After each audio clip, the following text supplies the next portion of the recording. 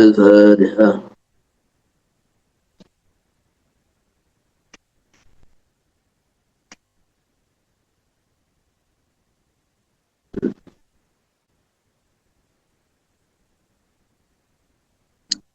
لا نحمده ونصلي ونسلم على رسوله سبحانك لا علم لنا إلا ما علمتنا إنك أنت العليم الحكيم. Bismillahirrahmanirrahim. Kitabul Bai'. Jadi kemarin sudah kita uraikan panjang lebar mengenai masalah muamalah.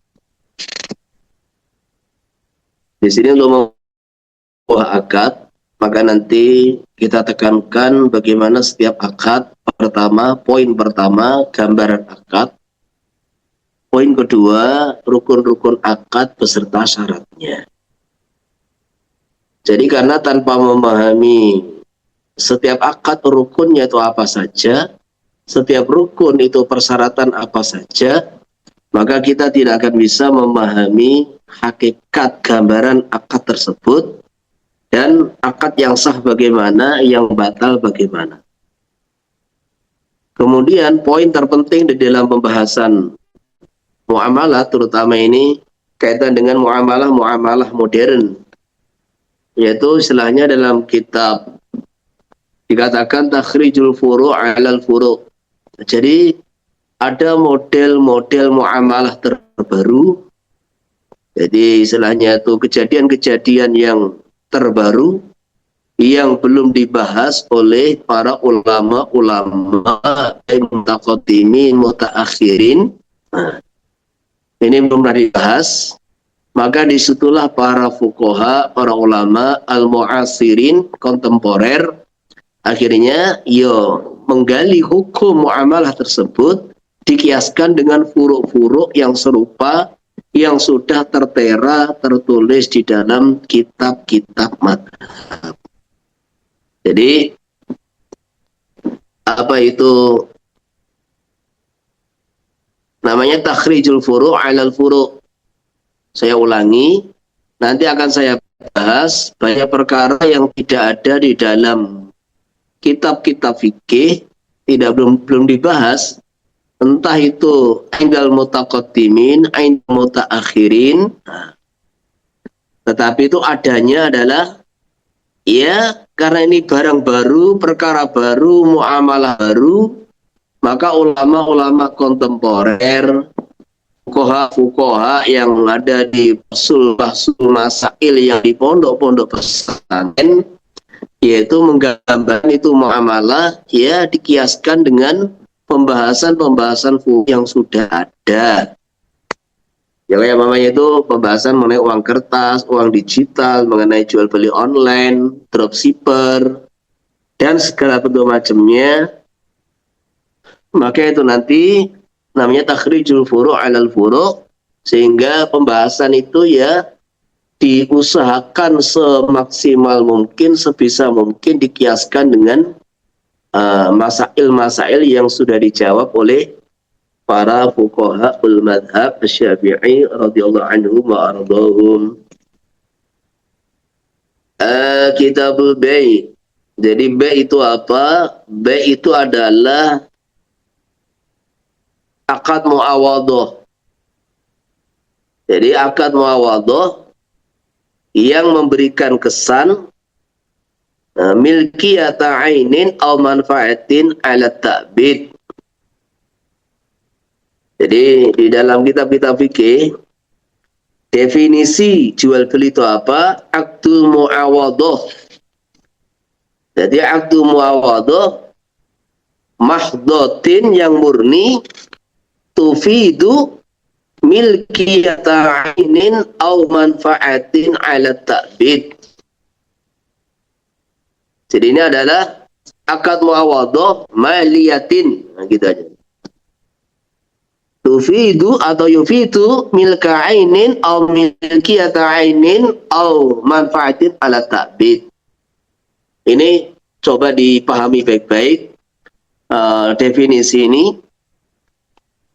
Jual beli itu adalah akad tukar menukar yang kaitan dengan harta yang menghasilkan memberikan kesan atau menghasilkan kepemilikan benda atau manfaat untuk selamanya. Kalau kepemilikan benda itu sudah tidak ada iskal, tidak ada iskal. Akad jual beli contohnya, saya datang ke toko, saya beli barang, kemudian terus saya kasih uang, kemudian saya terima barang, dengan adanya ijab qabul, saya beli, saya jual, saya beli, atau dengan adanya mu'attah menurut satu pendapat yang lemah, kan gitu kan. Jadi selepas adanya transaksional, uang yang tadi milik saya pindah menjadi miliknya penjual. Barang yang tadi miliknya penjual, selepas ini dianggap sah jual beli menjadi milik pembeli. Nah, milkiyata ainin, kepemilikan benda, itulah yang terjadi hari-hari orang jual beli benda. Terus yang kedua, au manfaatin ala ta'bid. Terkadang kenapa ini ada manfaatin ala ta'bid? Karena kepemilikan manfaat yang dibatasi waktu itu namanya ijarah. Jadi kepemilikan apa itu namanya?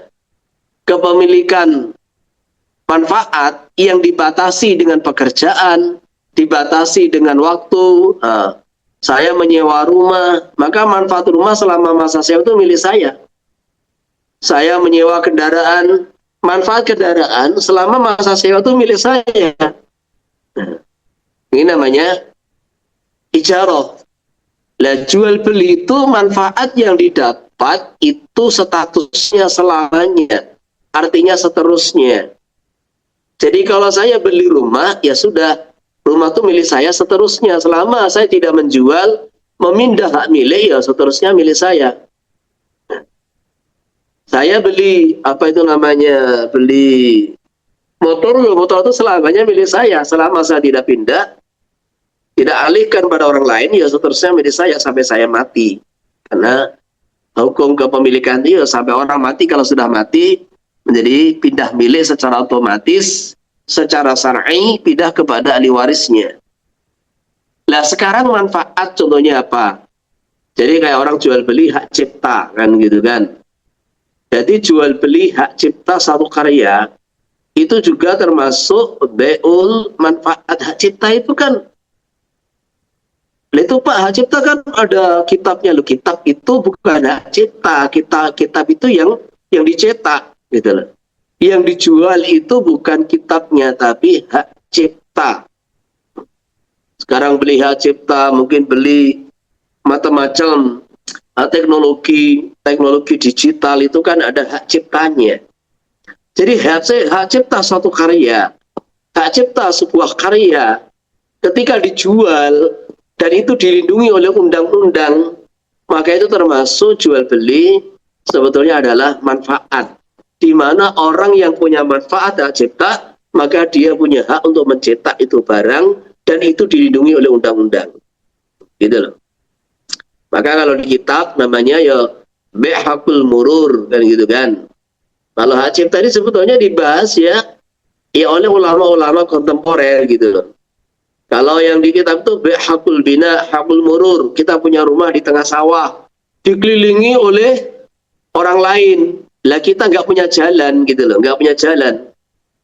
Maka karena nggak punya jalan, akhirnya terus apa itu namanya, kita membeli hak lewat ada orang punya lahan di sekitar kita, karena kita depan kita yang lahan itu sampai ke jalan raya, maka kita kalau beli tanah ya per meter sekian, itu namanya beli tanah gitu loh, beli tanah per meter sekian. Nah saya ini bukan mau beli tanah, saya mau beli hak supaya bisa lewat, sehingga tanah itu ainul ardi, ainul aqar, masih miliknya penjual. Tanah itu masih miliknya penjual, yang saya beli adalah hak supaya saya bisa lewat. Nah itu jual beli untuk selamanya dan tentu harganya lebih murah. Nah gitu. Kayak kalau dulu namanya itu membeli hak lewat untuk lewatan air menuju sawah, hakul bina. Jadi kalau orang tuh punya apartemen, coba sekarang punya apartemen, Makanya ini kalau saya punya rumah lantai 2, ada orang membangun di atas apa itu namanya rumah saya, maka saya jual, ya saya jual kepada kamu hakul bina sekian, dan dia punya hak untuk membangun di atas itu dan menempati, memiliki ya seterusnya tanpa batas. Maka kalau orang punya rumah di apartemen di mana itu tingkat, akhirnya kan dibahas. Itu tembok kanan, akhirnya ya tembok kanan, tembok kiri, namanya jidarul mustarok kan gitu kan. Jadi temboknya itu karena cuma satu, ya berserikat. Lantai atas, lantai bawah juga begitu. Itu milik siapa? Nah, jadi itu satu dek itu ya milik bersama. Yang bagian atas milik orang atas, yang bagian bawah milik orang bawah. Padahal itu satu dek menjadi barang mustarok, gitu loh. Ini juga dibahas gitu. Maka ini namanya au milkiyata manfaatin ala ta'bid, termasuk jual beli manfaat yang sifatnya seterusnya. Nah, itu juga bagian dari bab jual beli. Bab jual beli sebetulnya itu ya berbau ijarah kan gitu kan. Mau tidak mau ya jual beli berbau ijarah. Bismillahirrahmanirrahim. Al-ijab. Nah, jadi rukun jual beli itu ada 3: ijab kabul atau segat, akid yang mencakup penjual pembeli, kemudian maqud alaih yaitu mabik dan saman. Di ijab kabul itu kalau diringkas adalah segat, kemudian akid penjual pembeli, kemudian maqud alaih ya mabik dan saman. Jadi kalau orang tuh mau jual beli harus ada real gitu loh. Namanya orang jual beli teknologi itu real ada. Orang jual beli apa bahasa sekarang software atau apa begitu kan. Jadi sampai sekarang tuh orang yang punya Google, orang yang punya Microsoft itu jual beli apa? Jual beli teknologi gitu loh. Jadi orang memiliki itu teknologinya, Google teknologinya, Microsoft teknologinya, macam-macam kayak barang-barang modern zaman sekarang, maka itu dihargai mahal gitu. Satu penemuan teknologi mulai dari 3G, 4G, 5G itu dihargai mahal gitu. Kak, itu termasuk bagian dari jual beli yang sah. Yang pertama ijab kabituka wa malaktuka. Aku jual kepada kamu, aku berikan hak milik, aku pindah milik kepada kamu. Walau qabulu kastore itu wa tamalaktu. Aku dan aku miliki, wa aku terima, itu jual ijabnya. Wa yajuzu taqaddumul ladzi mustari. Boleh oleh mendahului lafaz mustari atas ijabnya penjual. Jadi maksudnya ini mustari bilang istara itu gitu dulu. Istara itu hada bikada. Penjual aku beli ini dengan harga sekian. Penjual menjawab, ya aku jual kepada kamu dan harga tersebut. Maka qabulnya mustari yang diucapkan lebih dulu itu sah. Walau qala bini, kalau segotnya itu segot fi'il amar, jualah kepada aku dengan harga sekian. Faqala, maka penjual mengatakan, ya aku jual kepada kamu barang tersebut dengan harga yang disebutkan. In aqada, maka sah jual beli bil adhari. Wa yan'aqidu, sah jual beli bil kinayati, dengan kinayah, jadi lafaz yang tidak sharih jual beli atau tamlik tamaluk. Kaja'atuhu laka bikada, aku jadikan untuk kamu dengan harga sekian. Jadi ja'atuhu laka, hadza laka, huwa laka, itu kayak mirip seperti hibah. Mirip seperti hibah. Tetapi ketika di belakang di embel-embel di bikada menyebutkan saman, maka itu menjadi jual beli. Wa yustaratu alayatul al-faslu baina lafdhihima, disyaratkan tidak panjang, ada pemisah yang panjang antara lafaz ijab qabul. Wa yaqbalu ala bil ijabi, pembeli menerima itu ijab, dia qabul ijab, menerima ijab sesuai maknanya dengan Dia qabul sesuai dengan maknanya ijab. Kalau qala bituka bi alfin mukassaratin, aku jual barang ini kepada kamu dengan harga 1.000 uang pecahan.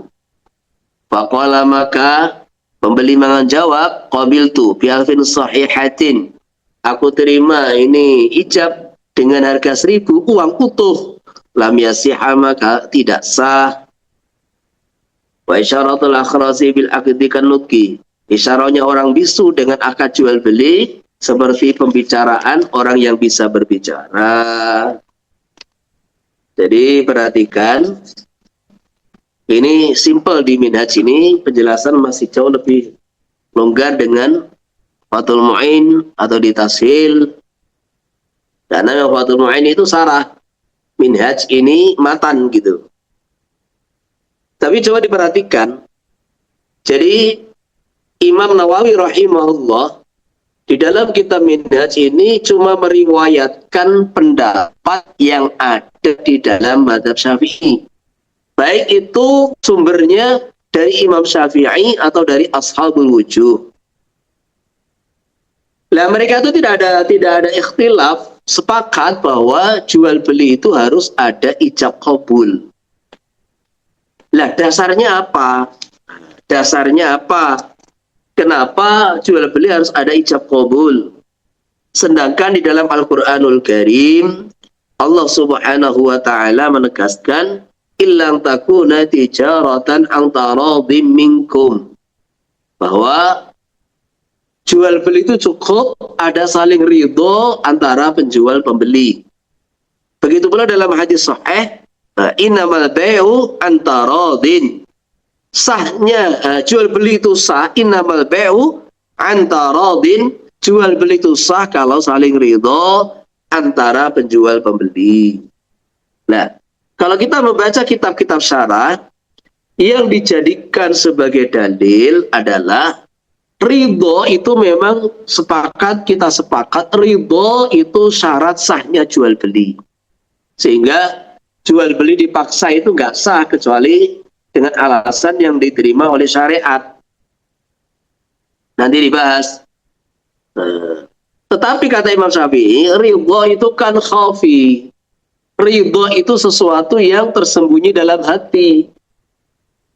Kita tidak bisa melihat, kita tidak bisa mengetahui.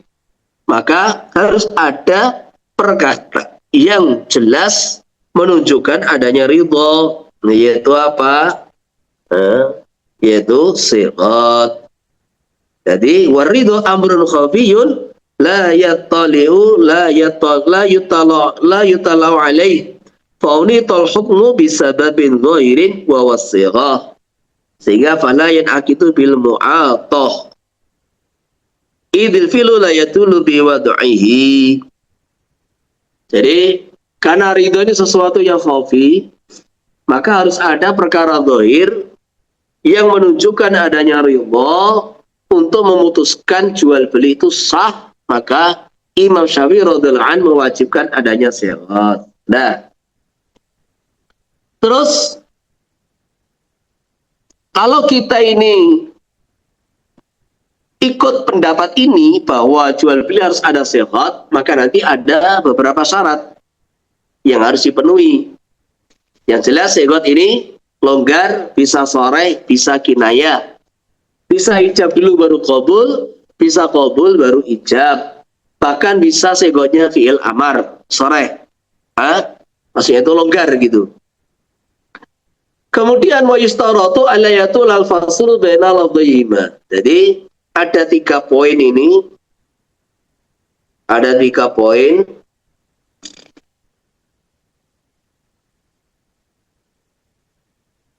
Empat syarat.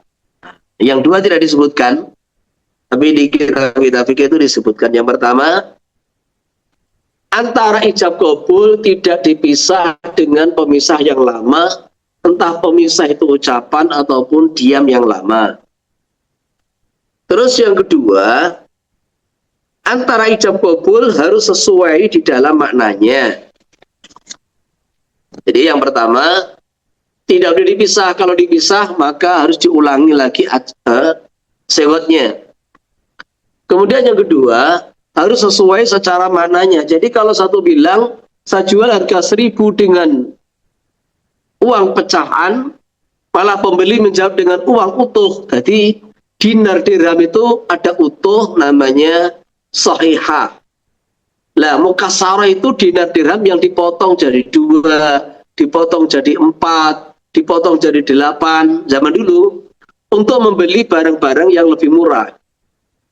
Jadi sekarang itu mamanya kalau orang di Amerika itu barang paling murah itu ya $1 kan gitu kan, rata-rata begitu $1 karena $1 itu mata uang yang terendah.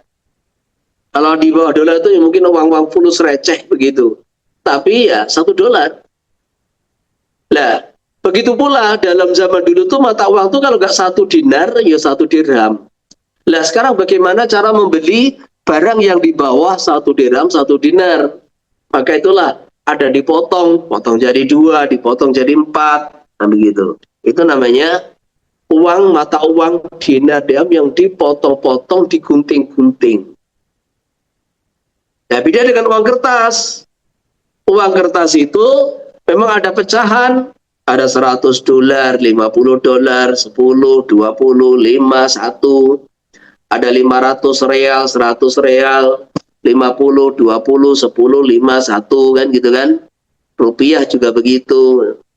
Apalagi uang digital mah koma berapa aja bisa, nggak ada masalah gitu loh. Maka ini contoh membahas lafaz mukassarah dan sahihah.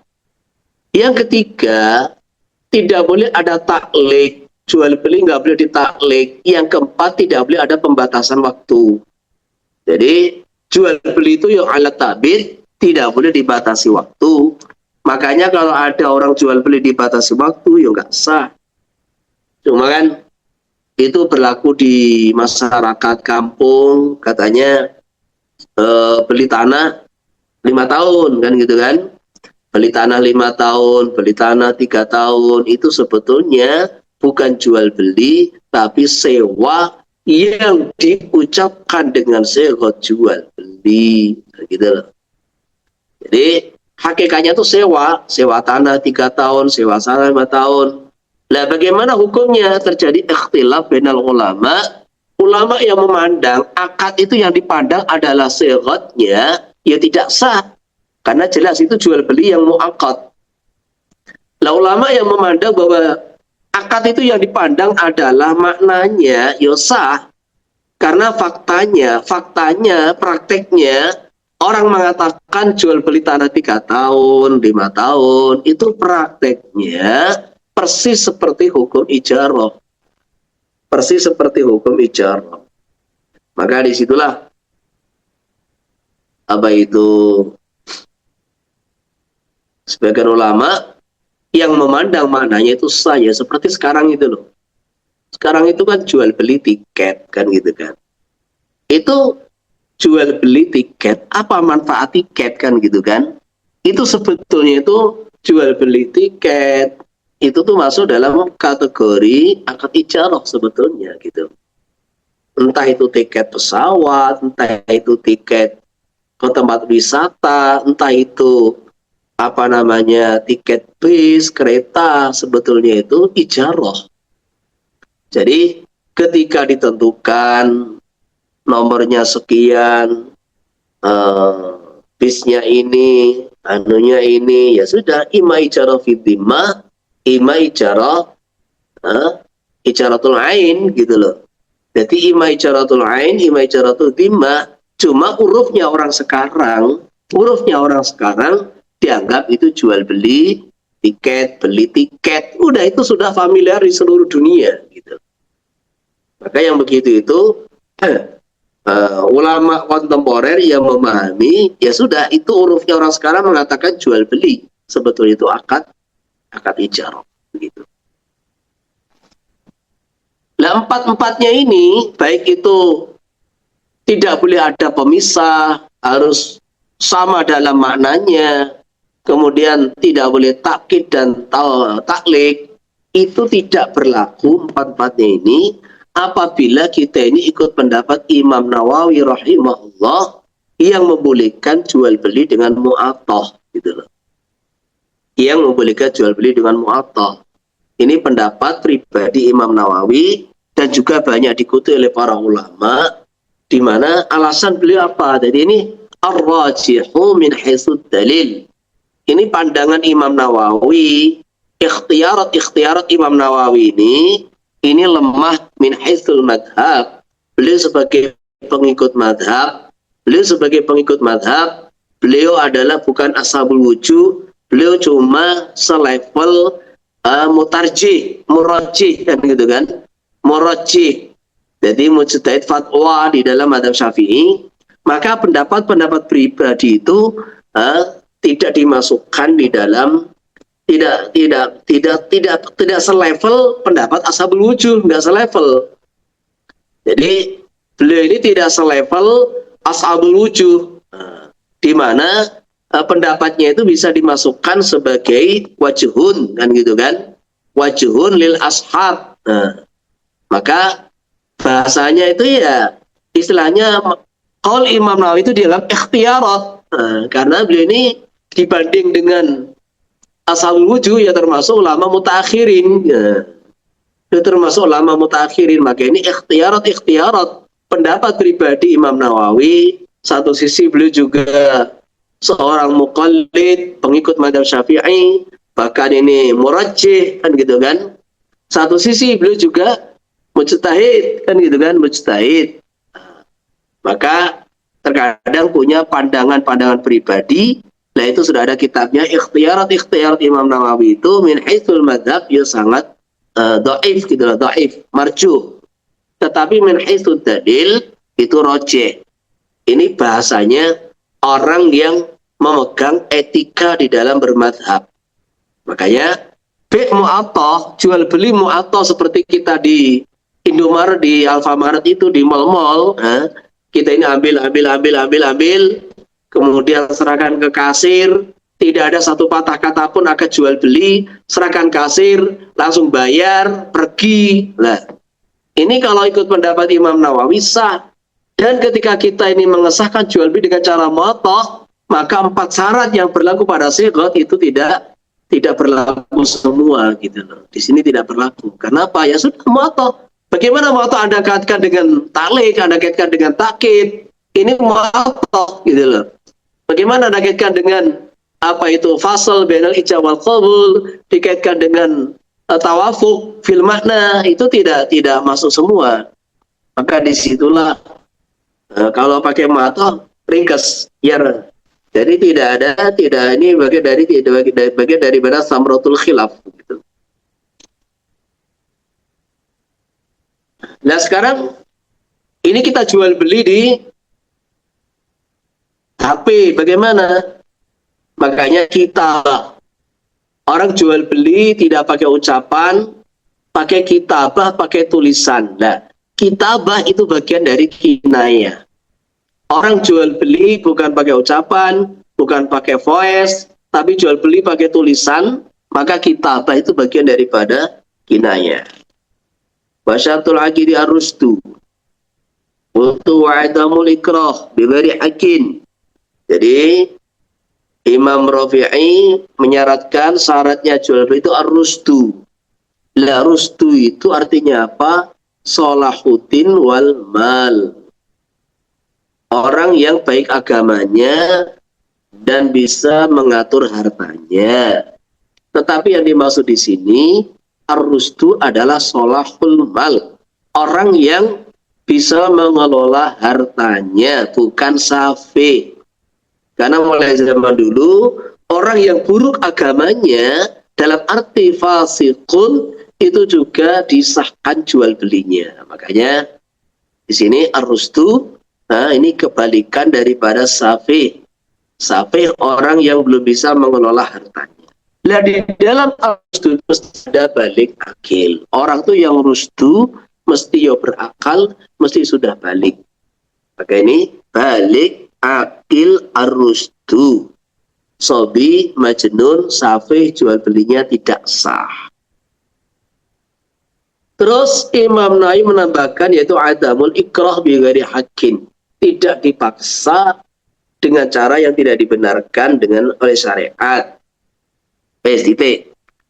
Jadi kita bahas satu persatu. Anak kecil jual beli, bagaimana? Nggak sah. Nggak sah. Kecuali anak kecil disuruh oleh ibunya, jadi wakil, disuruh beli barang-barang yang murah di toko, dikasih catatan, kemudian itu ya belanja-belanja barang-barang remeh lah. Itu ternyata diceritakan di kitab Kifayatul Akhyar, juga beberapa kitab yang lain.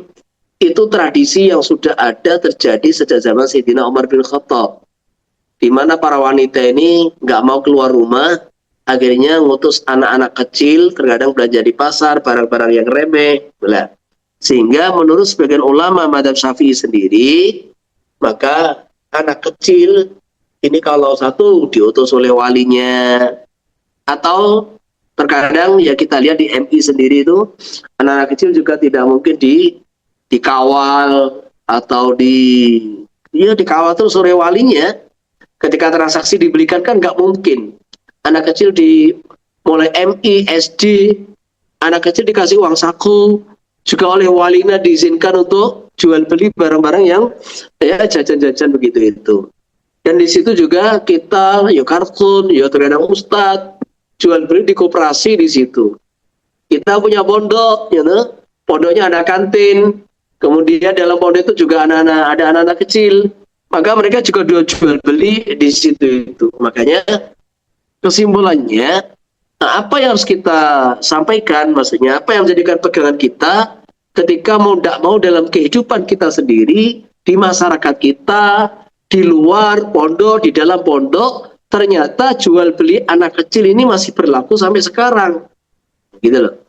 Maka mau nggak mau, ya kita ini ikut pendapat yang mengatakan anak kecil itu boleh jual beli. Nah, ketika diutus walinya, anak kecil boleh jual beli dalam barang-barang yang murah harganya. Ini nggak mau ya harus ikut pendapat itu. Kalau bersikukuh pakai pendapat mu'tamad, ya akhirnya apa? Semua jual beli yang dikerjakan anak kecil, entah itu jajan di SD, MI, ataupun kantin-kantin di pondok pesantren, yang beli anak masih belum balik, akhirnya nggak sah semua. Nah, itu satu solusi, walaupun pendapat lemah. Terus, adamul ikrah bi ghairi haqqin.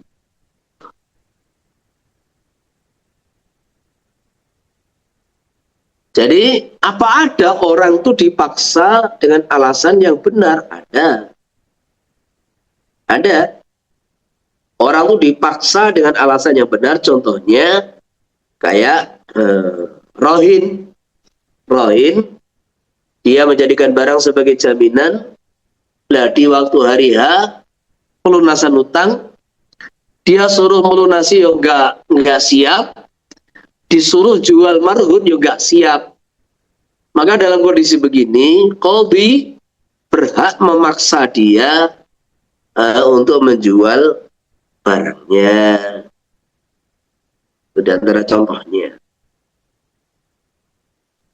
Terus tadi dikatakan syaratnya penjual pembeli itu ada secara detail. Di minat ada satu, tapi saya tambahkan dua, balik akil. Imam Nawawi menambahkan satu yang tidak disebutkan oleh Imam Rafi'i, yaitu adamul ikrah. Terus ada dua item barang di mana kalau dijual belikan, maka di situ harus ada syarat tambahan di dalam akid. Saya ulangi, ada dua item barang ketika dijual belikan, maka ini harus ada syarat tambahan di dalam akid, yaitu satu, mushaf, wal muslim, dan budak muslim. Kemudian jadi jual beli mushaf dan budak muslim itu nomor satu, nomor dua. Nanti nomor tiga senjata. Jadi jual beli Quran termasuk disamakan dengan Quran, yaitu kitab-kitab agama, kitab hadis, kitab fikih, kisah-kisah orang soleh, Pokoknya ya kitab-kitab yang harus dimuliakan, kan gitu kan. Itu disyaratkan pembelinya harus muslim. Membeli Al-Quran, kitab hadis, kitab fikih, Hikayatus Shalihin, itu pembelinya harus muslim. Tidak sah. Tidak sah kalau yang beli orang kafir. Begitu pula jual beli budak muslim, pembelinya harus muslim. Kemudian kata-kata fil adhar ini dijelaskan di Mughni, zahiruhu annahu raji'un ilal mas'alatain. Jadi zahirnya kata-kata fil adhar ini kembali kepada dua masalah, yaitu jual beli mushaf dan budak muslim, di mana itu syaratnya pembeli harus muslim, tidak sah jual beli orang kafir. Ternyata saya lebih syirah muslim. Khilafiyat ini hanya berlaku khilafiyat pendapat Imam Nawawi, Imam Syafi'i ini kan adhar kan, berarti ini khilafiyat sumbernya Imam Syafi'i. Ini ternyata di cross check dalam Mughni itu ternyata ini bukan kembali kepada dua masalah sekaligus, hanya kembali kepada muslim, budak muslim. Amma fil mushafi fala balil asahu fihi wa fima dzakara ma fi sar'ain wa radha wa tadhib al-qat'u bil butlan. Jadi maksudnya ini ternyata dalam kitab Raudhah, Imam Nawawi, juga Sarhain, Sarhul Shaghir, Sarhul Kabir, Imam Rafi menegaskan bahwa jual beli mushaf yang dibeli oleh orang kafir itu tidak sah mutlak, tidak sah. Al-qat'u bil butlan, tidak ada khilaf. Jadi, tidak ada khilaf. Khilaf ini hanya berlaku di dalam jual beli budak muslim. Illa ayatika alaihi fayasihu bil asah, kecuali kalau merdeka sapa budak muslim alaihi ing ngatasi mustari. Jadi orang kafir membeli budak muslim itu enggak sah, kecuali kalau selepas dibeli langsung merdeka. Kenapa? Karena pembelinya itu adalah ba'dul mustara, ba'dul mabi'. Ba'dul itu maksudnya orang tuanya, ayahnya, ibunya, kakeknya, neneknya, atau anak cucunya. Karena apa? Di dalam Islam tidak sah seorang anak memiliki budak, jadi langsung merdeka. Jadi tidak sah seorang anak memiliki budak yang dia ini adalah orang tuanya sendiri atau anak cucunya sendiri. Makanya kalau pembeli ini kafir, pembeli yang kafir itu ternyata orang tua budak yang dibeli, atau ternyata anak cucunya budak yang dibeli, maka jual beli sah dan yang dibeli langsung merdeka. Itu yang dimaksud illa ayatika alaihi fayasihu. Kecuali kalau mabik langsung merdeka alaihi ngatasi tanggung jawab mustari, maka jual beli sah.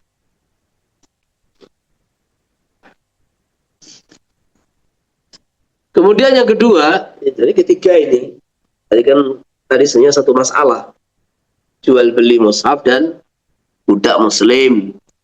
Nah, yang ketiga jual beli alat perang. Nah, alat perang itu apa? Ya kalau zaman dulu ya pedang, tombak, panah. Sekarang tuh ya entah termasuk peluru, umpamanya Pindad yang ada di Malang itu menjual peluru kepada kafir harbi, itu tidak boleh. Jadi persenjataan alutsista itu, entah itu pesawat, entah kapal perang, entah apa saja, menjual itu kepada kafir harbi itu tidak diperbolehkan. Nah, ini selesai poin kedua. Tadi syarat sehat, syarat apa itu akid. Sekarang poin ketiga, syaratnya mabi, yaitu ma'qud alaih, mabi dan saman. Kenapa dalam kitab-kitab fikih itu yang dibahas hanya mabi, saman tidak pernah dibahas? Karena saman tuh dari zaman dulu kan, saman itu barangnya sedikit. Kalau nggak dinar, dirham. Saman itu mata uang kertas atau mata uang digital. Jadi maka disitulah kitab-kitab fikih tidak banyak membahas mengenai saman, karena saman itu jumlahnya sedikit. Beda dengan mabi. Mabi itu jumlahnya banyak sekali, gitu loh. Benda hidup, benda mati, kan gitu kan. Maka itu yang dibahas, sedangkan saman tidak dibahas, bukan berarti tidak ada syarat, karena barangnya terbatas. Nah, barang yang terbatas itu nggak perlu diulas terlalu panjang, gitu. Nah, caranya mabi itu ada 5. Nah, jadi setelahnya mabih ada 5. Yang pertama suci, yang kedua ada manfaat. Jadi suci ada manfaat. Kemudian yang 3 imkanu taslimihi, bisa diserah terimakan kepada pembeli. Kemudian yang keempat apa itu? Dimiliki liman lahul aqdu. Jadi kepemilikan mabih tidak harus miliknya penjual, tapi liman lahul aqdu, milik orang yang akan jual beli, diperuntukkan untuk dia. Maksudnya apa? Penjual itu ada kalanya pemilik, penjual itu ada kalanya wakil, penjual itu ada kalanya ajir, kan gitu kan? Penjual itu ada kalanya waliyul yatim. Maka kepemilikan mabih tidak harus milik penjual, tapi liman lahul aqdu. Nah, baik itu penjual sendiri, ataupun mewakilnya, ataupun mustajirnya, ataupun dia adalah mauli yang diurusi oleh si wali. Nah, kemudian yang terakhir adalah maklum. Entah maklum maksudnya bisa dilihat itu tadi. Jadi bisa dilihat.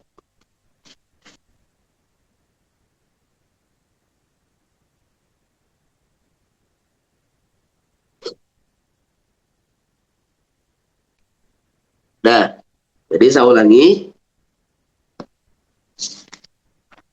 Semua kitab fikih ketika mengulas mengenai ini persyaratan mabih, ini poin penting. Karena apa? Sekarang banyak macam-macam jual beli. Jadi 5 poin ini harus ada dalam benak kita, harus ada dalam hafalan kita, sehingga dengan 5 poin inilah, 5 syarat mabih inilah, kita bisa mengetahui jual beli itu sah atau tidak. Gitu loh. Kita bisa mengetahui jual beli sah atau tidak. Untuk mengukur, kamu sodorkan 5 syarat ini. Nah, gitu loh. Suci, kemudian yang kedua itu ada manfaat secara syar'i, manfaat yang halal. Kemudian yang ketiga itu bisa diserah terimakan. Kemudian yang keempat itu al-milku liman lahul aqdu, yang terakhir itu maklum. Jadi bisa diketahui ukuran. Makanya kalau sekarang ini ada orang tuh menawarkan jual beli saham, macam-macam. Jual beli saham, kemudian jual beli emas digital.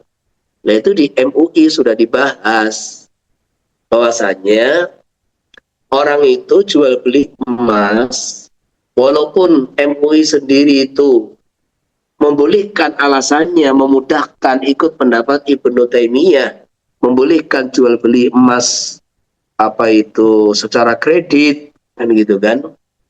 Juga membolehkan jual beli emas digital, tapi poin penting yang harus dibaca dalam keputusan MUI yaitu apa? Harus ada emas fisiknya. Kan kita jual beli emas, bukan jual beli angka, gitu loh. Jadi kalau penjual itu ternyata tidak memiliki emas fisik, dia cuma menyampaikan grafik-grafik itu yang ada di platformnya itu, disampaikan grafik-grafik harga emas sekian, sedangkan dia sendiri tidak memiliki emas batangan, emas fisik, maka jual beli nggak sah, gitu. Kenapa? Ya namanya emas fiktif. Fiktif itu sesuatu yang tidak ada, gitu. Maka disitulah ketika banyak orang bertanya kepada kita mengenai jual beli saham, jual beli mata uang, forex, kan gitu kan. Sebetulnya forex itu sendiri, orang-orang yang memasarkan istilahnya itu apa namanya itu, memasarkan itu. Apa jenis? Ya, sing tukang memasarkan, sales-sales gitu. Jadi para sales yang menawarkan jual beli forex, jual beli saham kan gitu kan. Maka di situ tuh macam-macam apa namanya aplikasi kan gitu kan. Maka saya tanya satu aja, itu orang yang punya aplikasi kemudian menawarkan kita jual beli Bitcoin, jual beli uang kripto, jual beli mata uang asing, dolar, euro, real, ringgit, peso, bat, dinar. Nah, dia ini punya enggak uang fisiknya seperti yang ada di money changer itu. Jadi kalau kita ini jual beli mata uang di money changer, uangnya tuh ada, gitu loh. Di pertukaran mata uang asing itu ada enggak?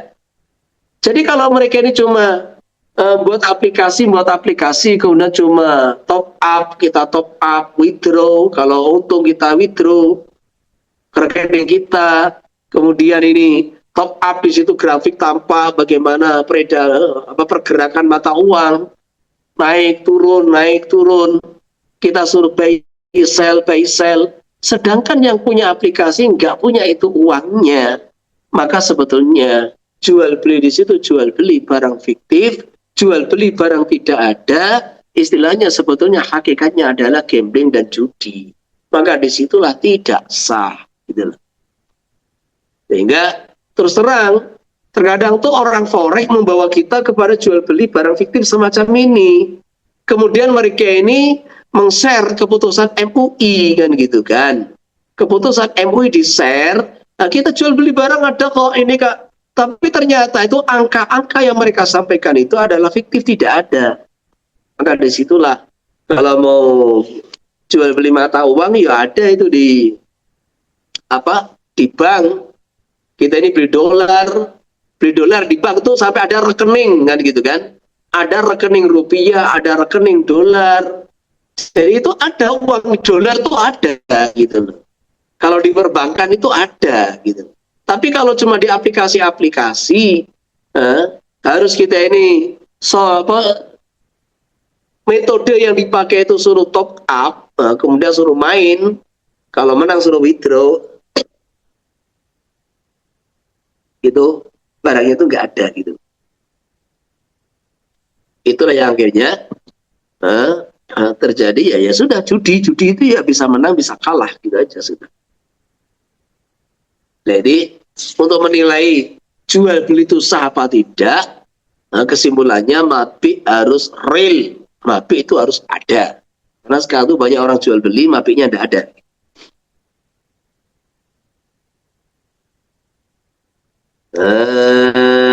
Yang pertama taharatu ainihi. Jadi zatnya itu suci, zatnya suci. Wala yasibu bi'al kalbi wal khin wal khamri wal mutanajisi alladhi la yumkinu tatiru kal khalli wal labani wal laban. Wa kada duhnu atau duhni fil asahi.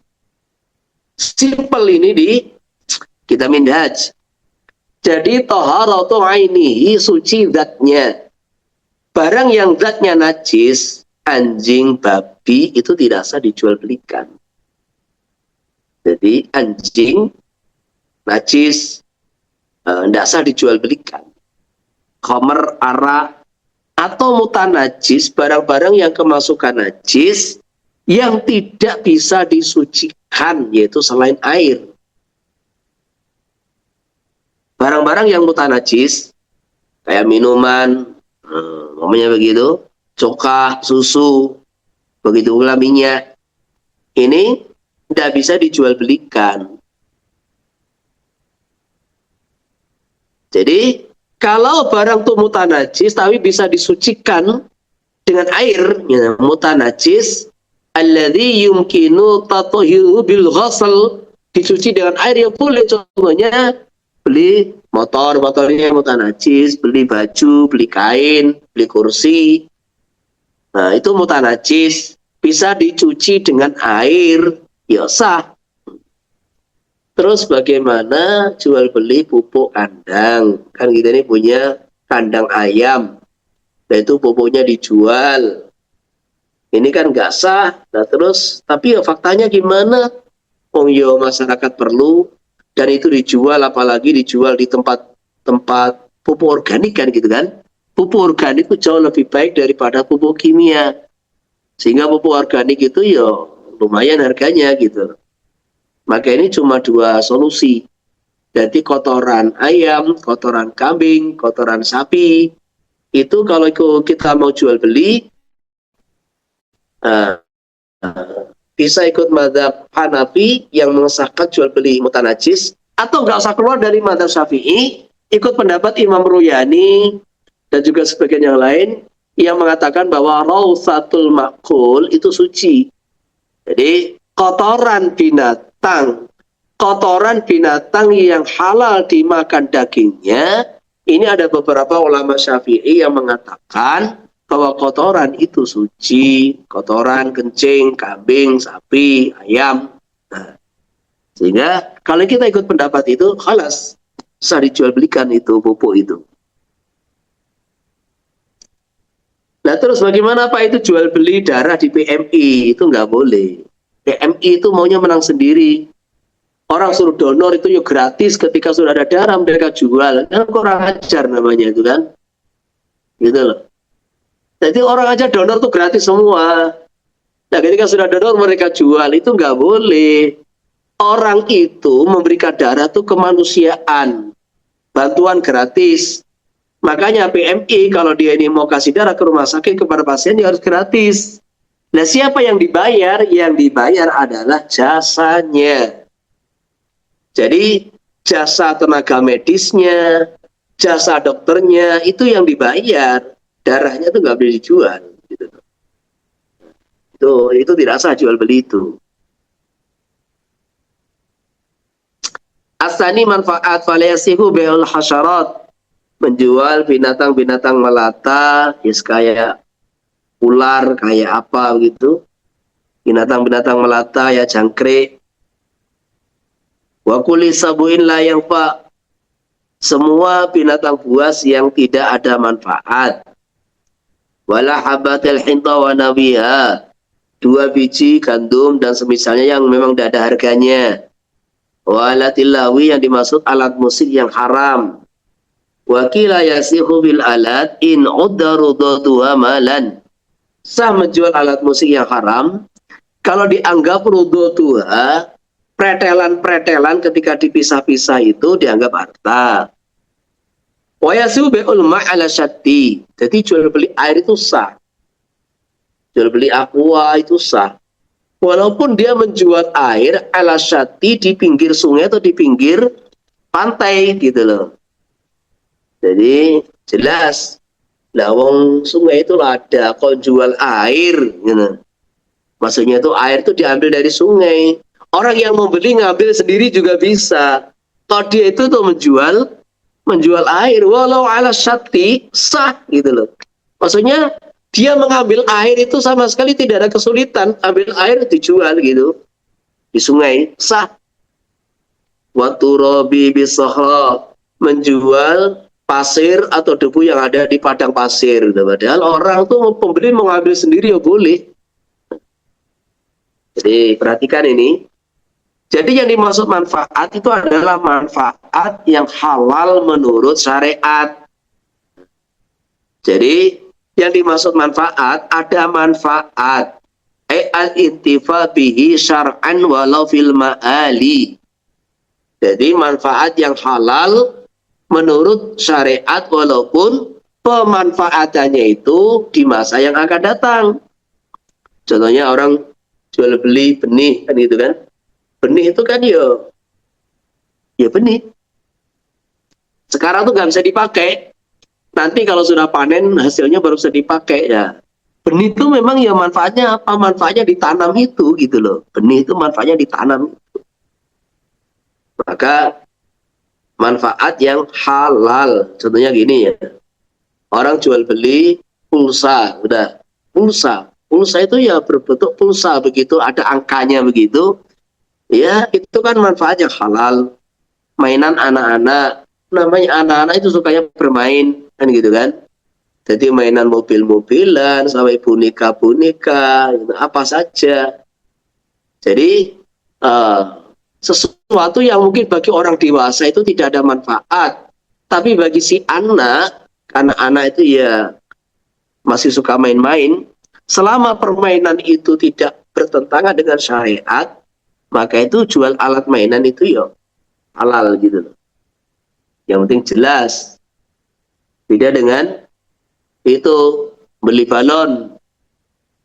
Jadi mamanya itu pembeli balon, beli apa itu kotak, beli bukan beli balon, beli kotak, kotak ya ternyata ya nggak jelas.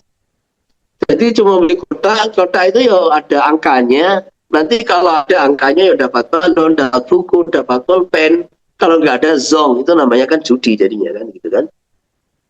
Jadi ada permainan-permainan itu yang dianggap itu bagian dari perjudian. Nah alat-alat musik, alat musik itu ada yang halal kayak terbangan, ada yang haram, yang merupakan syiarnya orang-orang fasik. Nah, gitu. Memang ini khilafiat lah. Jadi kayak gitaris, main gitar itu gimana itu? Karena itu gitar itu adalah termasuk alat musik yang menjadi syiarnya orang fasik yang nggak boleh. Cuma ini masalah khilafiyat. Jadi dalam madzhab Syafi'i alat-alat musik itu dibentukkan, diceritakan itu yang bentuknya begini, begini, begini itu haram semua. Nah itu selama diteliti, ya kebanyakan itu karena itu syiarul fusak kan gitu kan. Ma'azib. Maka di situ kan di antara tanda akhir zaman itu yastahilluna al-khamra wal harira wal hirra wal ma'azif kan gitu kan. Jadi mereka ini menganggap halal arak, zina dan alat musik. Yaitu apa? Ya sekarang ini klub-klub malam itu. Klub-klub malam itu sampai di negara-negara Timur Tengah pun juga beredar di mana-mana. Di mana dalam klub malam itu mesti ada arak, kemudian zina, pelacur, dan ada alat musik. Gitu. Ma'azif. Nah disitulah akhirnya sebagian orang kontemporer ketika alat musik itu bukan syiarnya para fusak dijadikan sebagai media dakwah umpamanya lagu-lagu dakwah ya boleh. Ini fatwanya beberapa fuqaha kontemporer, tapi kita tidak berpegang dengan itulah. Itu ya, itu ya satu solusi, terutama bagi para orang-orang yang hijrah, para mu'allaf atau orang-orang yang hijrah kan gitu kan, yang dia latar belakang dulu adalah para pemusik kan gitu. Dan sekarang belum bisa meninggalkan musiknya, akhirnya dakwah dengan musiknya. Lah ikut pendapat itu ya silahkan, sudah satu peningkatan dari rocker menjadi religi kan gitu sudah satu peningkatan. Tetapi kalau ada orang-orang itu tamatan pondok pulang terus nyanyi, nah, pakai alat musik itu namanya kemerosotan gitu loh. Namanya kemerosotan. Kalau orang tuh dari rocker, dari pemain band, kemudian terus ya terus lagu-lagunya itu religi itu peningkatan bagi mereka. Maka hasanat bagi mereka, tapi sayiat bagi muqarrabin gitu loh. Jadi bagi mereka itu ya satu peningkatan hasanat, tapi bagi muqarrabin ya satu kemerosotan, satu sayiat gitu. Makanya beda-beda ini sudut pandang yang berbeda. Nah, adapun darbuka yang istilahnya dalam kitab-kitab fikih Syafi'i dikatakan haram, tapi ya ternyata sebagian pondok, grup, selawatan masih pakai, ya ternyata itu ya khilafiyah. Jadi pengharamannya itu istilahnya juga tidak disepakati oleh seluruh ulama. Ada sebagian ulama yang menganggap itu ya masih diperbolehkan. Dikubah.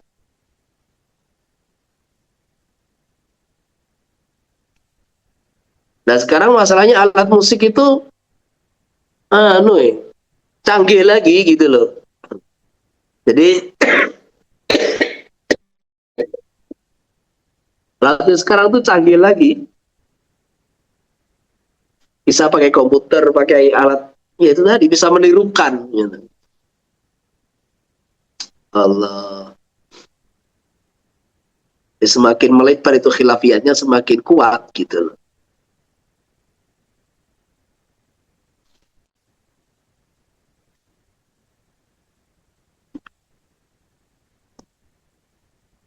Asal isim kanu taslimi bisa diserah terimakan fala yasihu bi'u malidhali wal menjual barang yang tidak bisa diserah terimakan seperti barang hilang. Kalau dalam zaman dulu kan, budak kabur, barang digosok, ya tidak sah. Fa'in ba'u liqadirin 'ala dizaiha sahana sahih, kecuali kalau dia ini menjual maksud kepada pembeli yang mampu merampas dari ghasib, nah, mampu merampas dari ghasib maka sah. Walasihu bi'u nisbin mu'ayyanin minal ina wa sayfi wa nawima. Juga tidak sah menjual separuh yang ditentukan dari wadah, pedang, dan semisalnya. Karena apa? Nggak bisa diserah terimakan. Karena penggunaan barang itu yang nggak bisa, separuh itu nggak bisa. Wa yasihu bisawabil ladzi la yanqusu bi qat'ihi. Sah menjual sebagian dari kain. Nah, kain gitu ya. Stop, ini kain yang dimaksud. Yang tidak berkurang ketika dipotongnya. Jadi menjual ya sebagian dari kain kan gitu kan. Masih bisa diserah terimakan. Walal marhuni bi ghairi idzni murtahini. Tidak sah menjual marhun tanpa izin murtahin, karena ini kuasanya murtahin. Walal jani al muta'alliqi bi raqabati malun. Menjual budak yang berkaitan langsung dengan dirinya, yaitu harta atau denda. Contohnya dia ini bunuh orang. Dia bunuh orang, maka ditangkap oleh keluarga korban. Maka di sini suruh milih antara dia jadi tebusan atau si sayyidnya menebus dirinya dengan membayar kerugian itu, kerugian korban pembunuhan itu gitu. Maka al-jani al-muta'alliqi bi raqabatihi malun. Ini zaman dulu. Terkadang budak ini berbuat kriminal, membunuh orang lain. Maka dia ditangkap. Maka budak semacam ini nggak usah dijual belikan. Wala yaduru ta'alluqu bi dhimmatihi. Budak muamalah. Jadi dia ini diizinkan tuannya jual beli. Ternyata punya utang. Nah, utang itu terjadi karena keteledoran dia. Sehingga akhirnya apa? Ya, karena keteledoran dia tidak bisa dibebankan kepada sayyidnya. Nah terus, apa arti bi dhimmatihi? Nanti dia harus bayar di saat dia sudah merdeka. Jadi muamalah-muamalah yang dia kerjakan tanpa izin sayyidnya, itu nanti ya ta'alaq bi dhimmati, kerugian-kerugian berkaitan dengan timahnya yang harus dia bayar nanti kalau dia sudah merdeka. Wala ta'alluqul qisasi bil adhar, atau dia membunuh kemudian oleh keluarga korban dituntut kisos. Jadi dia membunuh dengan sengaja, bukan dengan khata', oleh keluarganya dituntut kisos. Ini juga, jadi tidak ada diat, tidak ada kaitan dengan diat atau tebusan, nggak ada, dituntut kisos. Ini juga sah. Kenapa? Masih ada harapan dimaafkan. Arabi al-milku lima lahul abdu. Jadi maaf itu milik orang yang akad dibuat untuknya. Wabe'ul fuduli batilun, maka jual belinya fuduli adalah batal. Siapa fuduli? Man laisa malikan wala wakilan wala ajiran wala waliyan. Entah wilayah khas atau wilayah am. Jadi al-fuduli dalam kitab fikih, dalam bab jual beli itu adalah orang yang tidak punya kuasa. Orang yang tidak punya kuasa itu man laisa lahu wilayah. Orang yang tidak punya kuasa untuk jual beli, yaitu bukan pemilik, bukan wakilnya pemilik, bukan buruhnya pemilik, pesuruhnya pemilik, juga bukan wali. Wali ya pemilik, al-wali, waliul yatim awil majnun tadi, gitu. Maka jual belinya batal. Maka di sini sekarang ini ya suatu kehati-hatian yang harus kita itu apa? orang jual beli barang di pasar loak terkadang kan gitu kan. Ada orang jual beli motor, mobil tidak bersurat, gitu loh, tidak bersurat. Itu jelas melanggar aturan negara. Lah, secara agama bagaimana? Ya dicek dulu, gitu loh. Jadi jual beli motor, mobil tidak bersurat itu jelas satu qarinah haliyah menunjukkan itu motor, mobil bermasalah, gitu loh. Maka kita cek alasannya apa kan gitu kan. Kenapa ini nggak bersurat? Kenapa tidak ada BPKB-nya kan gitu kan. Jadi kalau dia tidak bisa memberikan alasan, berarti kan ini kemungkinan pencurian, kemungkinan ini penggelapan, kemungkinan ini adalah pelarian dari kredit yang tidak dilunasi, macam-macam lah kan gitu kan. Nggak sah semua. Loh, alasannya apa? Coba kita korek satu persatu. Jadi saya ulangi, jelas ini motor, mobil bermasalah. Bermasalah. Maka secara hukum negara nggak boleh, secara agama bagaimana? Kita cross check. Kalau itu adalah PPKB nggak ada, alasannya ini motor curian, mobil curian, pencuri bukan pemilik, pencuri itu fuduli.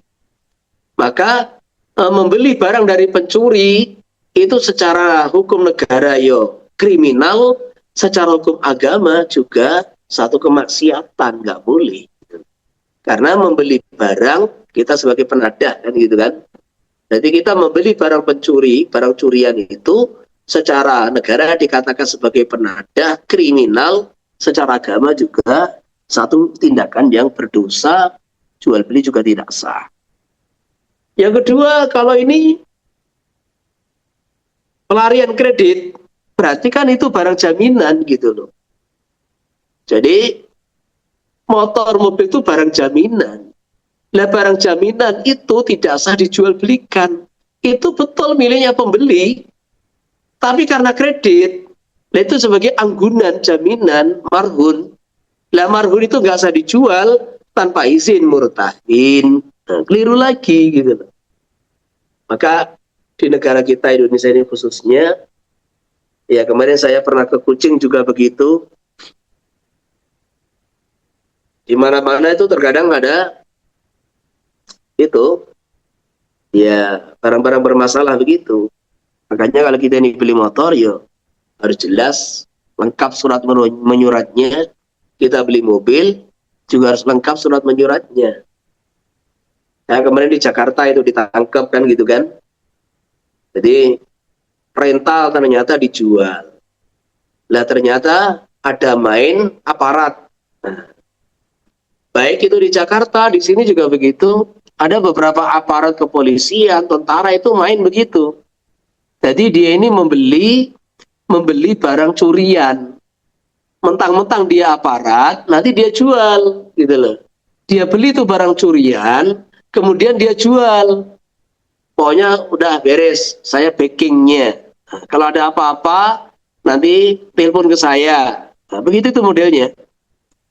Dan yang begini ini tidak boleh.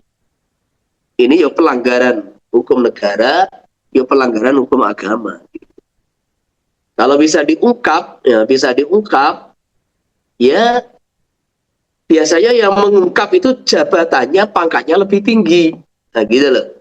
Kalau yang mengungkap itu jabatannya lebih ringan, ya nggak bisa. Nanti ya tumpul terus, mendal terus istilahnya begitu. Kayak di Mespati, itu ada penggadaian riba. Orang Batak gitu kan, orang Batak itu orang non-muslim, orang kafir gitu loh. Jika bukan penggadaian riba, ternyata banyak motor mobil digadaikan di situ, itu adalah hasil kriminal gitu loh. Dan itu ternyata dilaporkan kayak apa, iya mendal terus, gitu. Nggak ada gunanya. Karena ternyata di belakang dia itu ada, dia pakai backingan aparat. Nah suatu hari, nggak tahu ini korbannya mungkin, ya orang-orang yang dekat dengan aparat, dia laporkan kepada pejabat yang lebih tinggi dari dia, ya langsung dieksekusi gitu loh. Jadi dieksekusi langsung bermasalah, disidangkan gitu. Makanya kita ini yang normal-normal aja lah. Nggak usah kita ini terkadang pengen beli mobil yang murah, bagus tapi bermasalah, motor bagus tapi bermasalah, kan gitu kan. Ini pokoknya tuh kalau di negara kita ini motor, mobil tidak bersurat itu 80-90% bermasalah gitu. Bahkan diyakini itu bermasalah gitu. Jadi nggak usah Pak kita ini cuma mau ke sawah, ke sawit, nggak kemana-mana ke jalan raya. Ini cuma untuk ngajari Temboro kok, ya nah? Cuma untuk ngajari Temboro, beli motor-motor bodong, wi. Dan justru kamu tuh mau ngajar biar barokah, malah kendaraannya kamu pakai itu motor bodong, motor bermasalah, yang kemungkinan besar tuh barang curian. Bagaimana mau cari barokah, kan gitu kan? Pak ini cuma untuk, lah itulah. Jadi kita ini bukan masalah ini tidak di jalan raya, hanya untuk di kampung, hanya untuk desa, bukan itu. Itu tuh nomor berikutnya. Tapi kita ini mau bicara bagaimana jual beli kita ini sah, jangan membeli barang-barang curian. Maka kan ketangkap kan, ternyata barang dikirim di gudang Surabaya, gudang apa? Milik tentara lah gitu loh. Nggak tahu itu tuh gimana itu, seperti itu kan. Jadi makanya kita ini nggak usah main packingan semacam itu. Kita ini muamalah yang sehat-sehat saja. Allah. Sampai itu ada pejabat itu dulu, nggak tahu sekarang masih ada apa enggak. Jadi mereka punya satu kelompok, apa namanya itu, klub beli mobil dari dealer tanpa BPKB, sehingga di situ tidak ada pajaknya gitu loh. Jadi mamanya kayak Innova harganya 500 juta, itu mamanya di dealer ya cuma 300 juta gitu, mamanya begitu. Sehingga kalau nanti ngurus surat STNK dipajakkan sama klub itu, tetapi apa itu namanya, mobil ini selamanya tidak pernah punya BPKB. Jadi beli di dealer nanti tidak dilaporkan ke pemerintah, tidak dilaporkan ke pemerintah. Nah kemudian itu ada orang-orang yang akan bertanggung jawab, satu klub mengurus suratnya untuk pajak tahunan, tapi untuk BPKB tidak ada. Nah begini bagaimana? Ya sebetulnya secara hukum syariat nggak salah gitu. Oh itu beli kok, bukan mencuri. Nggak tahu masih ada apa enggak itu di Indonesia, saya nggak tahu. Itu beli bukan mencuri, nggak salah. Ya cuma kita ini akan bermasalah dengan pemerintah gitu aja gitu. Akan bermasalah dengan pemerintah. Ini namanya cross check riwayat. Tapi mobil yang semacam ini juga tidak banyak. Mungkin aturan sekarang kayak dengar-dengar kemarin itu sudah dihapus, begitu tuh sudah nggak boleh lagi. Gitu loh. Jadi nggak boleh beli motor kosongan dari dealer, kemudian pajak BPKB diurus sendiri, itu nggak boleh. Harus satu paket. Karena apa? Banyak penyelewengan selepas beli. Nah, seperti itu. Nah yang boleh bagaimana Pak, motor yang boleh dibeli itu apa? Yang tanpa BPKB? Ya yang riwayatnya kepemilikan itu jelas. Contohnya kita tahu si A ini dulu beli mobil dari dealer, kita tahu dia beli. Kemudian dia cerita bahwa BPKB-nya itu hilang. BPKB-nya kemudian ada musibah di Sumatera itu, musibah gempa, musibah kebanjiran, musibah longsor. Kemudian BPKB-nya hilang. Nah, jadi kita tahu riwayat bahwa motor mobil itu jelas, kepemilikannya itu jelas, sah. Nah karena musibah, entah kebanjiran, entah apa saja, akhirnya hilang. Nah ini namanya barang cacat. Ini namanya barang cacat. Sehingga tidak bisa disamakan dengan yang di atas tadi. Memang itu barang yang bukan cacat, itu barang yang bukan kuasanya penjual gitu loh. Beda dengan barang cacat, terus barang yang itu Sebetulnya nggak cacat, tapi memang penjual nggak punya kuasa. Ketika penjual nggak punya kuasa, ya nggak usah jual beli. Tapi kalau orang tuh punya mobil, punya motor, itu dimiliki dengan cara yang sah, sesuai hukum negara, sesuai hukum syariat, kan gitu kan. Cuma BPKB-nya rusak, hilang, itu namanya barang cacat. Tapi jarang begitu itu. Wabil qadimi kal qadim. Mauqufun, jual beli ditangguhkan. Inna jaza maliku nafata wa ila fala. Jadi jual beli fuduli, orang yang tidak punya kuasa itu ditangguhkan. Kalau ternyata penjual, pemilik asli yang punya kuasa itu mengizinkan, ya sah, kalau enggak, ya enggak. Walau ba'amala mewarisi idhanan hayata wa kana mayitan soha. Kalau dia menjual harta mewaris, harta ayahnya mewaris, jadi orang yang mewariskan kepada dia, menyangka mewaris masih hidup, ternyata ketika jual beli meninggal dunia dan dia sebagai ahli waris, maka sahabil adhar, jual beli sah li anak ibrah filau kutima fi nafsil amr, bukan bima fi dhonil mukallaf. Karena yang dipandang dalam akad itu adalah kenyataan, bukan praduganya orang mukallaf. Oke, mungkin ada pertanyaan? Ini syarat nomor 5 ini panjang pembahasannya. Ada pertanyaan nggak? Kalau enggak, saya lanjut baca lagi.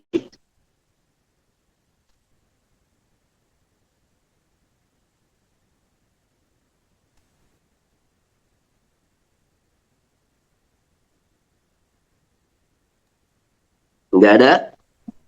Ustaz, tanya Ustaz. Mau tanya soal apa tentang jual beli yang apa yang tidak punya manfaat gitu Ustaz. Seperti ada orang jual beli jangkrik Ustaz, untuk tujuan memancing, itu gimana solusinya Ustaz? Khilafiyat itu khilafiyat. Jadi kan gini ya, setiap ulama tuh memahami perkara itu ya di zamannya masing-masing. Zaman dulu ya jangkrik, ulat, kan gitu kan. Itu ya untuk apa? Dianggap enggak manfaat. Tapi sekarang itu kan kayak jangkrik, ulat itu tuh pakan burung, kan gitu, dianggap sesuatu yang ada manfaatnya. Sehingga akhirnya ya masuk ranah khilafiyat gitu. Karena pakan burung itu ya, dari ulat itu ya gacor banget gitu loh, maksudnya itu makanan alaminya begitu loh. Sehingga ya berarti ada manfaat gitu. Karena makanya di dalam kitab-kitab mutawalat kan gitu kan, walaupun memiliki manfaat yang khusus tetap tidak boleh kan gitu loh. Karena berpegang dengan penilaian para mutaqaddimin itu lebih sempurna penelitiannya kan gitu kan. Nah, kata-kata walaupun ada manfaat khusus itu menunjukkan bahwasanya masalah itu ada khilafiyah gitu. Ada khilafiyah. Apa lagi?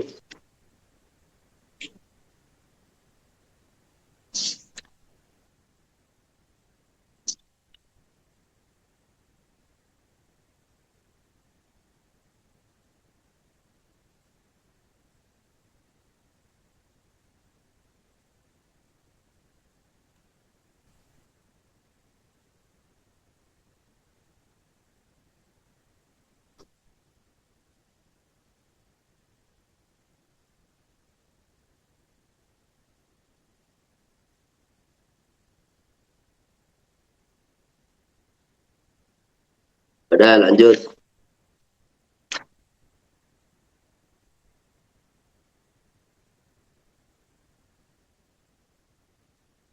Al-khamisu al-ilmu bihi, diketahui. Jadi kadarnya, jenisnya, barang yang dijual beli itu harus bisa dilihat dan ditentukan. Wa bi hadits thawbaini batilun, aku jual kepada kamu salah satu dari dua baju ini. Jadi nggak ditentukan, itu nggak boleh. Jadi harus jelas mana yang, maksudnya kalau pembeli maunya gini, saya jual kepada kamu salah satu dari dua baju ini. Maka pembeli, iya gitu toh. Saya beli salah satu tanpa memilih, itu yang tidak boleh. Nah yang boleh bagaimana? Ambil dulu, pembeli itu ambil dulu, kemudian ini yang saya beli, kan gitu kan. Maka ini ditentukan. Oh iya, udah. Jadi yang tidak boleh itu penjual yang tidak menentukan, pembeli yang nggak menentukan gitu. Wa yasih wa sa'in min subratin tula musi'anuha wa kadain cuilat fil asahi. Jadi ada tumpukan beras, saya jual 5 kilo dari beras ini, 5 liter dari tumpukan beras ini, 1 sok dari tumpukan beras ini. Entah tula musi'anuha, diketahui berapa sok itu tumpukan beras, atau tidak diketahui fil asahi, semuanya sah. Karena yang dijadikan ibrah, dijadikan sebagai tolak ukur ada kata-kata 1 sok. Nah 1 sok itu satu perkara yang maklum. Walau ba'abi mil idadal baiti khintah, aku jual dengan dibeli hintah 1 rumah ini, abisinadadil hasati dhahaban, atau emas seberat kerikil ini, abima ba'abi fulan farasahu, atau dengan harga yang sama yang dipakai fulan menjual kudanya. Jadi harga yang sama dengan fulan, harga yang dipakai fulan menjual kudanya. Bi alfin bi alfi darahim wa dananira, pakai wawu, dengan 1000 dirham dan dinar tanpa ditentukan dirhamnya berapa, dinarnya berapa, lam yasihah, maka tidak sah. Jadi gandum 1 rumah ini majhul, emas seberat batu kerikil ini majhul, karena emas itu 1 gram aja berapa sekarang coba? 1 gram sudah 3 juta. Jadi selisih sedikit itu sangat berpengaruh. Makanya emas seberat kerikil ini itu majhul, nggak jelas berapa gram. Atau saya jual kepada kamu harga yang sama, fulan menjual farosnya, sedangkan penjual juga nggak tahu berapa dia jual. 1000 dinar dan dirham. Nah, dinar dan dirham tanpa dijelaskan dirhamnya berapa, dinarnya berapa, ini majhul. Walau ba'abi naktin wa fil balati naktun walikun ta'ayana, dia menjual pakai mata uang berapa ini? 1 juta. Nah, tanpa dijelaskan mata uangnya dinar apa dirham, rupiah apa ringgit, ya nah. Sedangkan wa fil balati ku dalam kono kota naktun walikun, mata uang yang berlaku. Ta'ayana, maka harus memakai mata uang yang golik tersebut.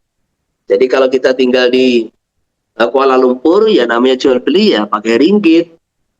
Kita tinggal di Jakarta, di Indonesia, ya pakai rupiah. Tapi kalau orang tinggal di perbatasan sana, perbatasan Malaysia dengan Indonesia, mungkin 2 mata uang sama-sama berlaku. Nah, ketika 2 mata uang, ringgit dan rupiah sama-sama laku, orang harus menentukan jual beli pakai mata uang apa. Au nakdani lam yaglib ahaduhuma usturutatayin, atau berlaku 2 mata uang, tidak ada yang dominan salah satu dari keduanya, maka disyaratkan harus tayin, ditentukan. Wa yasihu bi'u subra al-majhulati si'an kullu su'in bidirhamin. Boleh jual beli dengan cara seperti ini. Jadi boleh jual beli dengan cara seperti ini. Aku jual ini 1 tumpukan gandum. Aku jual 1 tumpukan beras. Al-majhulati su'an kullu su'in bidirhamin. Nah, caranya gimana? Caranya aku jual setiap 1 liter sekian, 1 dirham, gitu. Jadi totalnya kita nggak tahu. Yang penting itu ada 1 tumpukan gandum. Pokoknya nanti kita timbang per kilo, per sok atau per liter 1 dirham. Itu juga maklum, dia maklum. Tetapi kalau ba'aha bimi'ati dirhamin, kullu sa'in bidirhamin sa'a in kharajat mi'atan wa ila fala ala sahih. Nah, ini 2 qaid. Aku jual tumpukan ini dengan 100 dirham dengan ketentuan setiap sok 1 dirham. Maka sahha in kharajat mi'atan, kalau ternyata ada 100 sok, wa ila kalau tidak ada 100 sok, enggak sah. PSIT. Jadi kesimpulannya begini.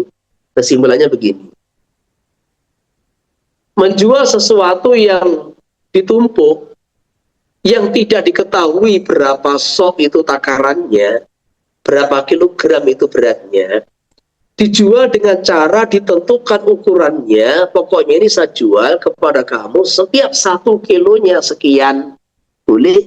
Setiap 1 soknya sekian, boleh. Tetapi kalau terus ditambah, ini aku jual kepada kamu 100 dirham, setiap 1 soknya 1 dirham, berarti mau tidak mau berarti tumpukan ini harus 100 dirham, 100 sok, gitu loh. Harus 100 sok, karena apa? Saya jual kepada kamu dengan harga 100 dirham, perinciannya setiap 1 sok 1 dirham, maka harus 100 sok. Kalau enggak, ya enggak sah. Nah, yang ketiga, dijual borongan. Dijual borongan. Wes pokoknya satu buku tak borong nih. Nah, wes terserah piro, ya boleh. Yang penting bisa dilihat. Dilihat luarnya, dilihat dalamnya. Nah, dijual borongan tanpa ditentukan berapa sok. Nah, wes kamu borong. Ini mangga sakeranjang. Kamu borong ini tumpukan beras. Nah, boleh semua. Wa mata kana iwadu muayyanan. Dapat muayyanatuhu. Nah, terus gimana kemarin itu, Pak? Kejadian di korupsi apa masalah minyak. Ya itulah negara Konoha, Masya Allah. Jadi minyak 2 liter isinya 1,8 liter. Jadi ini nggak diketahui sampai berbulan-bulan. Ini kalau orang mikir akhirat, apa nggak dituntut nanti di akhirat itu loh. Jadi kemasannya 2 liter, ternyata isinya 1,8 liter. Nah itu. Itu kan ya, ketika sudah diviralkan, ditangkap. Seandainya nggak diviralkan, ya nggak ditangkap.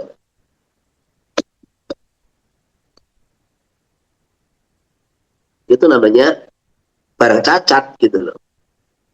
Ya barang cacat. Wa mata kana al-iwadu muayyanan kafat muayyanatuhu la. Ini saya katakan bahwa syarat maqut alaih itu baik mabik saman itu sebetulnya sama. Tetapi karena iwad saman itu tuh terbatas, nggak banyak dibahas. Maka ketika iwad muayyanan, saman itu adalah ditentukan, ya cukup muayyanat itu melihat langsung. Saya beli pakai uang ini, saya beli pakai dirham ini, saya beli pakai uang rupiah ini, udah cukup dilihat langsung. Wala taru anau la yasihu bi'ul ghaib. Tidak sama apa itu ghaib astani yasihu. Wa yasmudul khiyaru 'inda ru'yah. Jadi ghaib itu apa? Jual beli barang yang tidak bisa dilihat oleh penjual dan pembeli, atau tidak bisa dilihat salah satu dari keduanya. Maka ini yang utama gak sah. Al-Azhar menunjukkan ini khilafiyat sumbernya dari Imam Syafi'i. Kemudian yang kedua, khilafiyat ini qawi. Khilaf ini qawi, kuat. Pendapat kedua sah. Terus pembeli boleh khiyar ketika ru'yah.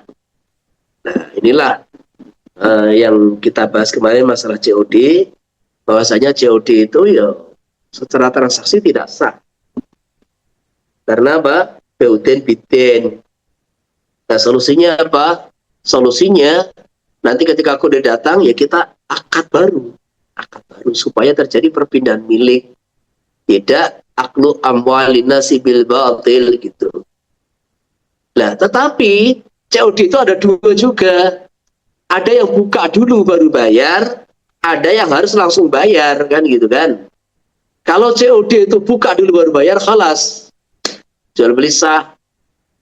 Nah, kalau harus bayar, nah nanti kalau sudah dibayar, nggak cocok, boleh dikembalikan. Nah, inilah ambil pendapat yang kedua termasuk be'ul ghaib. Gitu. Be'ul ghaib. Jadi, karena pembeli itu nggak boleh melihat, bayar dulu, gitu, bayar dulu. Dan nanti kalau nggak cocok, komplain di aplikasi, bukan komplain kepada kurir. Ini yang poin kedua. Ketika di dalam paket itu tidak ada buka dulu, maka dia harus bayar transaksi dengan kurir.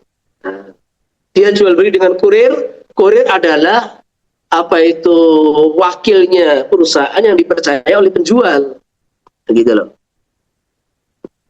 Jadi kalau terjadi apa-apa, duduk sini, saya buka.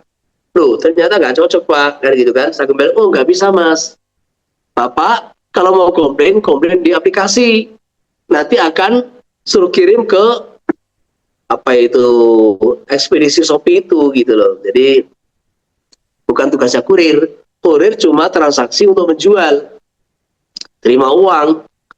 Nah, kemudian kalau ada komplain, tidak boleh kepada kurir. Hah? Ini kalau paketnya itu bukan paket yang dibuka dulu. Jadi boleh khiyar bagi pembeli ketika melihat tidak cocok. Fatafiru yadu qabla al-aqdi fima la yataghayyaru ghaliban ila waqtil aqdi. Tunama yataghayyaru ghaliban. Bagaimana hukumnya antara jual beli dengan ru'yah itu waktunya berbeda. Jadi melihat barang 2 hari yang lalu, 3 hari yang lalu, sekarang baru jual beli. Maka ditafsil. Jadi boleh ru'yah sebelum akad, khusus dalam barang-barang yang tidak berubah secara umum, mulai dari ru'yah sampai waktu akad. Duna ma yataghayyaru ghaliban. Yang kedua, kalau barang itu umumnya berubah, nggak boleh. Wa takwiru yatu badil mabi indala ala bakihi. Melihat sebagian mabi juga cukup apabila menunjukkan sebagian yang lain. Kata iri subroh, seperti melihat tumpukan subroh, borongan. Jadi tumpukan beras, ini saya beli harga sekian, gitu boleh. Wan mudajil mutamasil, sampel barang-barang yang mutamasilat, barang-barang yang bagiannya sama. Contohnya kayak, saya pernah jualan beras gitu kan.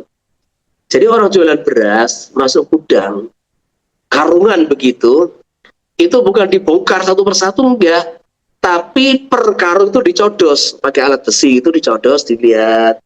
Codos sekali 2 kali dilihat. Jadi ditimbang dulu, terus ditimbang, dicodos, dilihat. Nah, itulah namanya mutamaan mudaj, sampel gitu. Jadi yang dilihat bukan seluruh beras yang ada dalam karung, tapi yang dilihat oleh pembeli adalah sampel-sampel. Nah, sampel itu harus dimasukkan dalam jual beli. Nah, boleh, tidak ada masalah.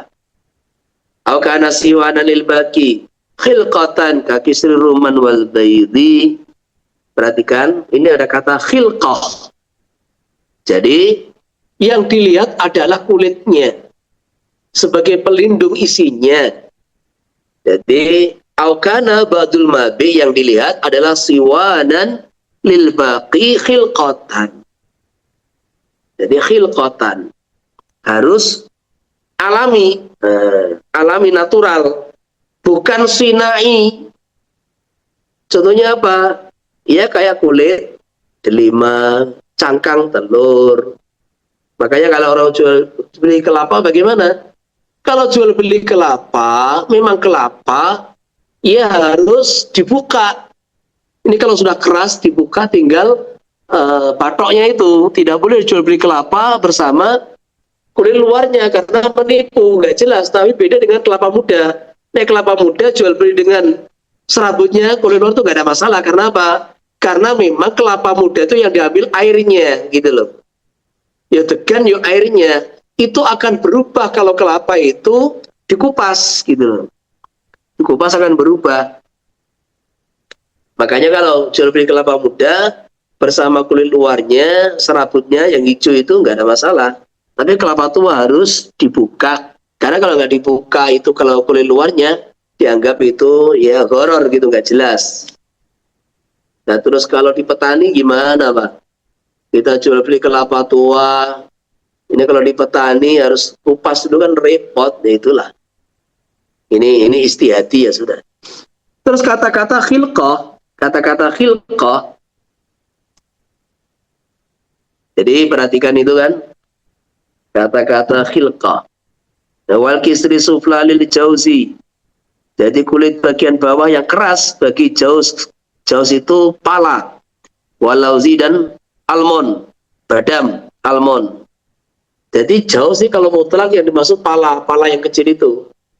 Tapi kalau jauzul hindi itu narojil, yaitu kelapa. Wa qalu kal muharrari khilqaikum mazidun ala radhah wa asliha. Wa huwa sifatu li bayanil waqi fil amsilatil madhkurah. Jadi maksudnya apa? Khilqah itu tambahan yang tidak ada di rodoh juga Sarful kabir nggak ada. Maka ini bukan sebagai syarat, tetapi punya bayanun lil waqi. Jadi ini pandangannya saya mau geni, saya khotib Asy'aribini, khilqah itu bukan syarat, tapi itu adalah menjelaskan apa yang ada di pasar, itu pelindung semuanya itu natural alami semua. Sehingga kalau ada pelindung itu buatan sinai, ya nggak ada masalah gitu loh. Tetapi Syekh Ibnu Hajar mensyaratkan bahwa pelindung itu harus khalqi, kalau sinai nggak sah. Nah sekarang kan sinai semua. Orang jual beli minuman kaleng, orang jual beli susu kaleng, orang jual beli dalam box, segel, nggak boleh dibuka. Kalau dibuka malah, nah, jadi justru segel itu sebagai tanda bukti barang itu masih asli dan bisa dipertanggungjawabkan. Maka ini pandangan mutakhirin, mayoritas mutakhirin itu mengatakan bahwa siwananil baqi, khilqah itu bukan sebagai syarat. Khilqah di dalam kitab Minhaj itu cuma bayanan lil waqi', contoh-contoh yang mau disebutkan oleh muallif, sehingga tidak menafikan kalau ada produk-produk yang mana yang dilihat luarnya saja. Lah luar itu segel, kaleng, itu merupakan pelindung daripada isinya. Waktu tabaruru yatu kulli syai'ala ma yaliku bihi. Jadi melihat segala sesuatu sesuai dengan barangnya. Ya melihat rumah itu apa kan gitu kan. Jadi alama yaliku bihi. Melihat mobil, ya apa yang bisa dilihat kalau melihat rumah? Ya temboknya, nggak mungkin lihat fondasinya. Ya temboknya, lantainya, kamarnya, saluran airnya, atapnya, kan gitu kan. Melihat baju, dibuka dari lipatannya. Beli kitab, ya dibuka isinya, kan gitu. Alama yaliku bihi. Walasahu ana waswafi sifat Islam bayaki. Jadi kalau ada orang tuh menjual, aku jual kepada kamu barang tuh sifatnya begini. Tapi barangnya di rumah. Ya. Jadi barangnya di rumah, ada di rumah, muayyan. Nah, terus diceritakan detail kayak salam, tetap nggak cukup. Ini kalau jual beli barang muayyan, barang ditentukan. Saya ulang, jual beli barang muayyan, barang nang omah, kan gitu kan? Jadi ini, walaupun sampai detail kamu cerita tetap nggak sah. Tapi ini ada khilafiyah, al-asah. Kecuali kalau barangnya gak muayyan, barang mau dah. Pesan barang cirinya begini. Nah, nanti mau diambilkan yang di rumah, yang di mana terserah. Itu namanya mafi fi dhimmah. Barangnya tidak ditentukan. Wa yasiru salamul amma wa kilain am yaqabla tamyizi fala. Orang buta itu jual beli barang muayyan enggak sah. Orang buta jual beli barang muayyan, barang yang ditentukan enggak sah karena syaratnya harus ru'yah. Tetapi kalau pesan boleh, karena pesan itu tidak disyaratkan melihat mafi. Wakilah ditafsil. Kalau dia buta sebelum tamyiz nggak boleh, karena orang yang buta sebelum tamyiz nggak bisa menggambarkan apa yang mau dibeli gitu loh.